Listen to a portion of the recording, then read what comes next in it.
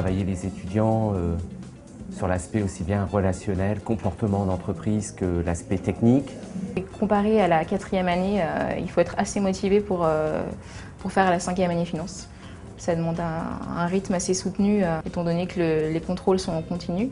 Et ça peut tomber à tout moment, surtout en finance.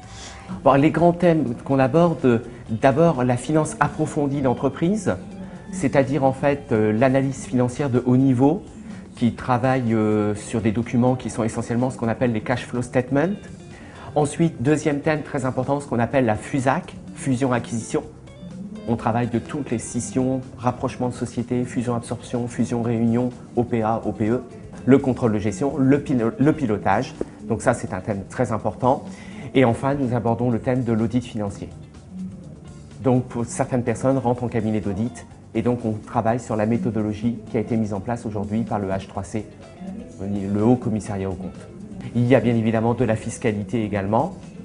Il y a du droit des affaires, droit pénal des affaires, voilà, et de l'anglais financier. Et également l'informatique qui a une place importante puisqu'un contrôleur de gestion travaille essentiellement sur Excel, VBA.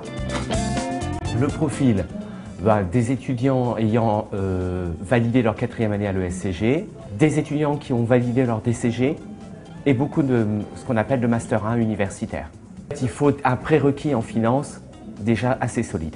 On a créé avec M. Ruche une session intensive qui permet en 100 heures de mettre les étudiants au niveau. Mais par contre, il faut que leur profil soit vraiment intéressant.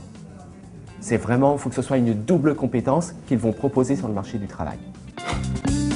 Nous avons choisi 3 métiers avec M. Ruge quand nous avons monté ce master. Le métier de contrôleur de gestion, le métier d'analyse financier et le métier d'auditeur. Il faut savoir qu'en contrôle de gestion aujourd'hui, il y a énormément de débouchés. Je travaille aussi bien sur l'aspect technique du contrôle de gestion. Ça nécessite un grand niveau d'expertise. C'est très technique le contrôle de gestion. Mais je travaille également sur le côté comportemental du contrôleur de gestion. Parce que c'est un métier à part, le contrôle de gestion. C'est un individu qui intervient dans une entreprise sans avoir de lien hiérarchique. Il ne peut pas donner d'ordre. Par contre, il a une pression, c'est la pression de la direction. Il doit mettre en place des plans, mettre en place des budgets, faire du pilotage, assurer de piloter l'entreprise pour atteindre les objectifs qui étaient initialement fixés. Du fait qu'on soit une année quasi à plein temps à l'école, vu que c'est du 4-5e, ça permet du coup de remplir des missions qui pourraient être confiées à des personnes en CDI ou CDD dans l'entreprise. Étant donné qu'il y a de l'alternance, ils doivent gagner en expérience. Il faut que l'expérience soit un véritable atout, plus que leur diplôme. Et donc, quelque part, on attend quelqu'un qui est déjà capable d'avoir des grandes qualités managériales. Parce que le contrôle de gestion, étant donné qu'il n'y a pas de lien hiérarchique, je le répète, suppose que vous ayez beaucoup de charisme. L'autorité va venir de vos compétences.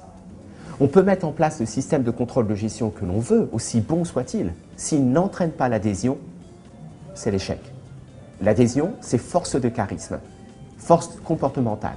Le fait qu'ils soient baignés en entreprise aussi longtemps, puisque je vous rappelle quand même le rythme de la 5e année, ils ont cours tous les vendredis et un samedi sur 2. Ce qui veut dire qu'ils sont en entreprise du lundi au jeudi. C'est une véritable immersion.